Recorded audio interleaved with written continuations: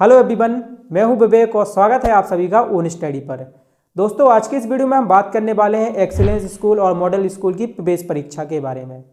दोस्तों, basically excellence school को उत्कृष्ट विद्यालय बोलते हैं और मॉडल स्कूल का हिंदी और इंग्लिश में दोनों में नाम सेम है। बहुत सारे बच्चों को इसमें थोड़ी सी कन्फ्यूजन होती है एक्सीलेंस स्कूल और उत्कृष्ट विद्यालय में। तो आज के इस वीडियो में हम एक्सीलेंस स्कूल और मॉडल स्कूल एंट्रेंस एग्जाम 2024 की जो प्रोसेस है उसको समझने वाले हैं। सबसे पहले हम बात करेंगे कि जो 2024 के लिए एग्ज़ाम फॉर्म आएंगे या जो ऑनलाइन फॉर्म आएंगे उसकी डेट क्या रहेगी, कब से आपकी जो ऑनलाइन फॉर्म है वो भरना स्टार्ट हो जाएंगे। ठीक है। दूसरा जो हमारा पॉइंट रहेगा आज के इस कन्वर्सेशन का वो रहेगा इस एग्ज़ाम की हमें तैयारी कैसे करनी है, एग्ज़ाम की तैयारी। ओके। थर्ड हमारा पॉइंट रहेगा एग्ज़ाम के बारे में, एग्जाम का पैटर्न। चलिए पहले इसको हम जो थर्ड वाला पॉइंट है इसको हम सेकंड कर लेते हैं और इसको थर्ड कर देते हैं। मतलब पहले हम इसको कवर करेंगे, फिर थर्ड वाले पॉइंट को कवर करेंगे, फिर हम इसको जो हमारा सेकंड पॉइंट है इसको कवर करेंगे। ठीक है। बेसिकली थोड़ा सा लिखने में डिस्टर्ब हो गया है, ऑर्डर इसका डिस्टर्ब हो गया है। तो बेसिकली सबसे पहले हम ऑनलाइन फॉर्म के बारे में जानेंगे, फिर हम एग्जाम का पैटर्न समझेंगे और उसके बाद समझेंगे कि एग्जाम की हमें बेसिकली तैयारी कैसे करनी है। दोस्तों, जो विभाग एक्सीलेंस और मॉडल स्कूल की प्रवेश परीक्षा को कंडक्ट कराता है उसका नाम है MPSOS। MPSOS को राज्य ओपन शिक्षा पद बोर्ड ऐसा ही कुछ बोलते हैं हिंदी में, लेकिन इंग्लिश में इसको MPSOS बोला जाता है। इसके द्वारा ही ये जो पूरी प्रवेश परीक्षा है इसको करवाया जाता है और बच्चों का सिलेक्शन करवाया जाता है। ठीक है, इसी के अंडर में आता है, यही एग्जाम बनाती है, यही सब कुछ मैनेज करती है। तो अभी MPSOS की तरफ से कोई भी ऑफिशियल डेट नहीं आई है इसके ऑनलाइन फॉर्म को लेके। ठीक है, अभी कोई भी ऑफिशियल डेट आपकी नहीं आई है। दोस्तों, अभी दिसंबर चल रहा है, हर साल जनवरी माह में इसके जो ऑनलाइन फॉर्म है वो भरना स्टार्ट हो जाते हैं। तो आप मान के चलिए इस साल भी इसके जो ऑनलाइन फॉर्म है वो जनवरी में भरे जाएंगे। ठीक है, जनवरी में इसके ऑनलाइन फॉर्म है वो भरे जाएंगे। अभी दिसंबर चल रहा है, यानी अभी आपके पास काफ़ी ज़्यादा टाइम है। फॉर्म कैसे भरे जाते हैं? तो फॉर्म आपके ऑनलाइन भरे जाते हैं, आप अपने फ़ोन से या फिर किसी भी साइबर कैफ़े से अपना जो फॉर्म है वो फिलअप करा सकते हैं। फॉर्म भरने में आपको सिर्फ अपनी कक्षा 8वीं की थोड़ी सी डिटेल्स देनी होती है, अपना आधार कार्ड देना होता है, मम्मी पापा का नाम, जो बेसिक सी जानकारी वो आपसे इस फॉर्म में पूछी जाती है। अब हम बात कर लेते हैं इसका एग्ज़ाम का पैटर्न, इसका एग्ज़ाम किस तरीके का होता है। चलो इसको मैं इरेज कर देता हूँ और अब हम समझ लेते हैं एग्ज़ाम के पैटर्न के बारे में। आई होप कि आप सभी लोगों को ऑनलाइन फॉर्म समझ में आया होगा। जनवरी में आपका फॉर्म भरा जाएगा और आप ऑनलाइन अपने फ़ोन से या फिर साइबर कैफे से अपना जो फॉर्म है वो फिलअप करा सकते हो। इसके बाद हमारा अगला पॉइंट था एग्ज़ाम पैटर्न। देखिए दोस्तों, इसका जो एग्ज़ाम होता है, एग्ज़ाम पैटर्न, वो आपका एंट्रेंस एग्जाम होता है। ठीक है, एंट्रेंस एग्जाम का मतलब होता है प्रवेश परीक्षा होती है। किसी भी स्कूल में एडमिशन लेने के लिए जो एग्जाम करवाया जाता है उसको हम एंट्रेंस एग्जाम बोलते हैं या फिर प्रवेश परीक्षा बोलते हैं। इसका जो पेपर होता है वो 100 मार्क्स का होता है। कितने नंबर का होता है? 100 मार्क्स का होता है। ठीक है। और दूसरा इसका जो पॉइंट है वो ये है कि इसमें 100 क्वेश्चन होते हैं। अब आप समझ गए होंगे, 100 मार्क्स का है और 100 क्वेश्चन है, मतलब कि इसमें जो प्रत्येक क्वेश्चन है, ईच क्वेश्चन हैव 1 मार्क, यानी इस पे जो प्रत्येक क्वेश्चन है वो 1 मार्क्स का होता है। ठीक है, एक एक नंबर के इसमें आपके 100 क्वेश्चन होते हैं। क्वेश्चन आपके कैसे रहेंगे?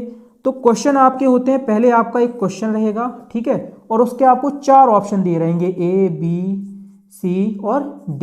बेसिकली मान लीजिए क्वेश्चन है आपका मध्य प्रदेश की राजधानी क्या है, आपको 4 ऑप्शन दे देगा, भोपाल, ग्वालियर, जबलपुर और इंदौर। अब आपको सही ऑप्शन चुनना होता है। तो भोपाल की मध्य प्रदेश की राजधानी भोपाल है, तो हमारा ए वाला ऑप्शन क्या हो जाएगा? राइट आंसर हो जाएगा। इसी तरीके के 100 क्वेश्चन आपके अलग अलग सब्जेक्ट के पेपर में पूछे जाते हैं। अलग अलग सब्जेक्ट से मतलब मेरा हिंदी, इंग्लिश, गणित, विज्ञान, सामाजिक विज्ञान, इन सभी सब्जेक्ट से है। फिफ्थ जो इंपॉर्टेंट चीज़ है वो है पेपर में नेगेटिव मार्किंग नहीं होती है। अब नेगेटिव मार्किंग क्या होती है? देखो, बहुत सारे ऐसे एग्जाम होते हैं जिनमें मान लो आप गलत क्वेश्चन करते हो, मान लो आपका कोई भी क्वेश्चन है वो गलत हो गया, उसका आपने गलत आंसर लिख दिया, ठीक है, तो उसके नंबर काट लिए जाते हैं, उसका नंबर है वो काटा जाता है। बाकी इस एग्जाम में ऐसा कोई नेगेटिव मार्किंग नहीं है, तो आपको इसके बारे में समझना समझने की भी ज़रूरत नहीं है। परीक्षा के सिलेबस के बारे में भी जान लेते हैं। तो जो ऑफिशियल नोटिस आता है उसमें तो लिखा रहता है कि आपका जो सिलेबस आएगा वो क्लास 8 का आएगा, क्लास 8 का आएगा, ठीक है। लेकिन मैं आपको यहाँ पे एक बात बता दूँ, आपका सिलेबस क्लास 8 का नहीं आता है। क्लास 8 में जो आपके चैप्टर्स हैं उनसे क्वेश्चन आते हैं।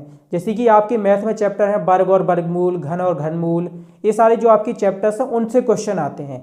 क्लास 8 का कोई भी बुक से क्वेश्चन नहीं आता है, उस लेवल के क्वेश्चन आते हैं। उसी लेवल के आपके विज्ञान से क्वेश्चन आएंगे, उसी लेवल के आपके इंग्लिश से क्वेश्चन आएंगे, ग्रामर वगैरह के उसी लेवल के आपकी हिंदी से क्वेश्चन आएंगे। बाकी आपकी कक्षा 8वीं का जो सिलेबस है उससे आपके क्वेश्चन है वो नहीं आएंगे। तो आई होप कि आप सभी लोगों को इतनी सारी जो इन्फॉर्मेशन है वो समझ में आ गई होगी। अगला जो हमारा पॉइंट है वो है एग्जाम की तैयारी कैसे करें, ठीक है। एग्जाम की तैयारी कैसे करें, ये हमारा अगला पॉइंट है। देखो, किसी भी एग्जाम की तैयारी करने से पहले हमें उसके बारे में थोड़ा सा पता होना जरूरी होता है। तो सबसे पहले हम थोड़ा सा एग्जाम के बारे में समझ लेते हैं, फिर हम समझेंगे कि एग्जाम की तैयारी कैसे करें। तो जो आपका एग्जाम होता है, इस एग्जाम से आपको एक्सीलेंस स्कूल में, ठीक है, एक्सीलेंस स्कूल यानी कि उत्कृष्ट विद्यालय, और मॉडल स्कूल में, एक्सीलेंस स्कूल और मॉडल स्कूल, इन दोनों स्कूल में क्लास 9th में क्या मिलता है, एडमिशन मिलता है। इन दोनों स्कूल में आपको, अगर आप एग्जाम को पास कर लोगे तो आपको एक्सीलेंस स्कूल में और मॉडल स्कूल में एडमिशन मिलता है। अगर आपके ज़्यादा अच्छे नंबर आएंगे तो आपको एक्सीलेंस मिलेगा, और थोड़े कम नंबर आएंगे तो आपको मॉडल मिलेगा। एक्सीलेंस है वो हमारे जिला लेवल पे हैं, और कुल शायद 41 या 44 एक्सीलेंस है, इसका नंबर तो मुझे पता नहीं, लेकिन ये जिला लेवल पर है। और ये हमारे मॉडल जो स्कूल होते हैं ये हमारे विकास खंड, एक जिले में कई विकास खंड होते हैं, ठीक है, विकास खंड व जिला, ये दोनों स्तर पर हैं। मतलब आपको विकास खंड स्तर पर भी मॉडल स्कूल मिल जाएंगे और जिला लेवल पे मिल जाएंगे। तो ये जिला हमारे एमपी में कम है, विकास खंड एक जिले में 5-6 विकास खंड होते हैं। तो उस तरीके से मॉडल स्कूल की संख्या ज़्यादा है। और एक बेसिकली मैं आपको बता दूं, ये शायद 243 है, करेक्ट तो मुझे पता नहीं, ऊपर नीचे थोड़ा हो सकता है लगभग में। और जो एक्सीलेंस स्कूल है वो करीब 41 है। तो 41 एक्सीलेंस स्कूल में और 243 मॉडल स्कूल में प्रवेश के लिए, कक्षा 9th में प्रवेश के लिए पूरी परीक्षा है वो कंडक्ट कराई जाती है। अब हम समझ लेते हैं, मान लीजिए कोई एक्सीलेंस स्कूल है, ठीक है, उसमें 40 सीटें हैं। 40 सीटों का मतलब है कि उसमें सिर्फ 40 बच्चे ही पढ़ सकते हैं, ठीक है। तो इसमें अब सिलेक्शन कैसे होगा, तो ये इसका एग्जाम होगा। एग्जाम में जिन बच्चों के सबसे ज़्यादा नंबर आएंगे, जिन 40 बच्चों के सबसे ज़्यादा नंबर आएंगे, उनको इस स्कूल में क्या मिल जाएगा, प्रवेश मिल जाएगा। बाकी के जो बच्चे रहेंगे, जो फर्स्ट 40 बच्चे रहेंगे, ठीक है, फर्स्ट 40 स्टूडेंट्स वो आएंगे हमारी मेरिट लिस्ट में, और जो बाकी के बच्चे रहेंगे वो आएंगे हमारी किस में, वेटिंग लिस्ट में। ओके, मेरिट का मतलब बेसिकली यही होता है कि जितनी सीटें हैं उतने बच्चों का सिलेक्शन।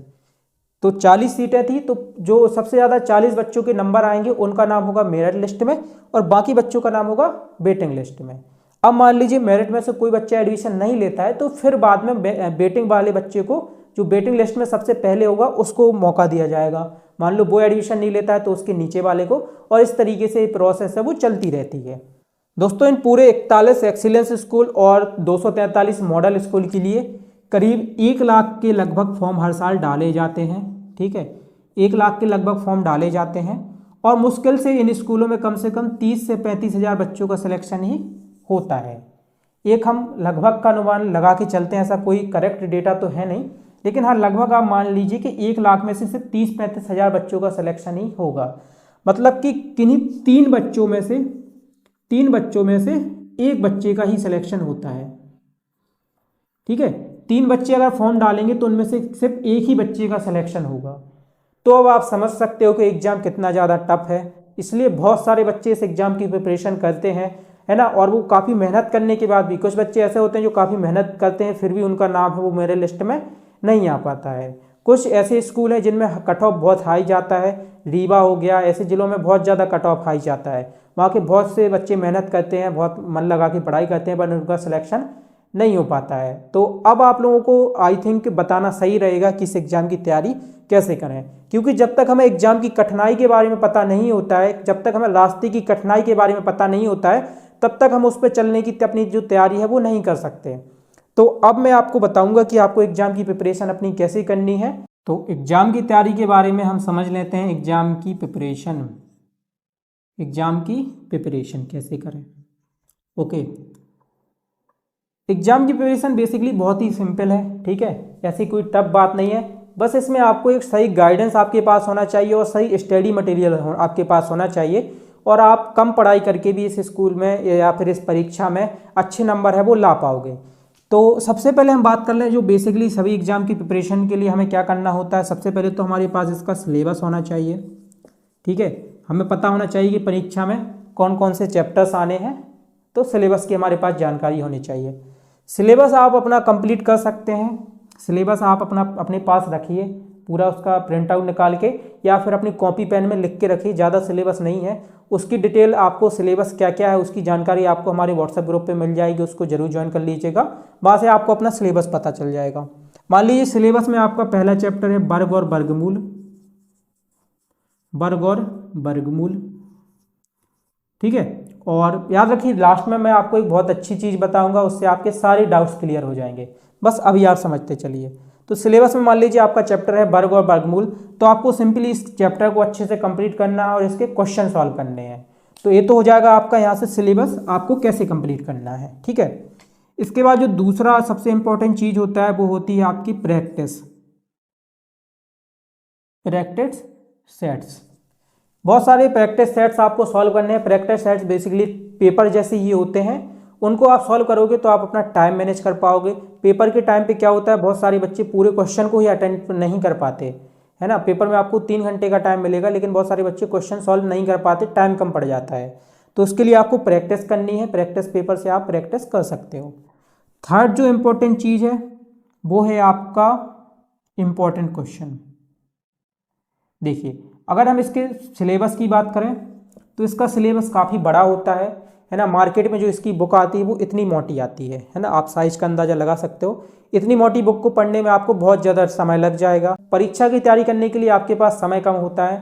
आपको अपनी कक्षा 8वीं के बोर्ड पेपर को भी देखना है, इस परीक्षा की भी तैयारी करनी है। बाकी आप जो अपने स्कूल कोचिंग में पढ़ रहे हो वो तो आपका अलग से आपको पढ़ना ही पढ़ना है। मतलब आपके पास पढ़ने के लिए बहुत सारी ज़्यादा चीज़ें हैं और आपके पास समय कम है।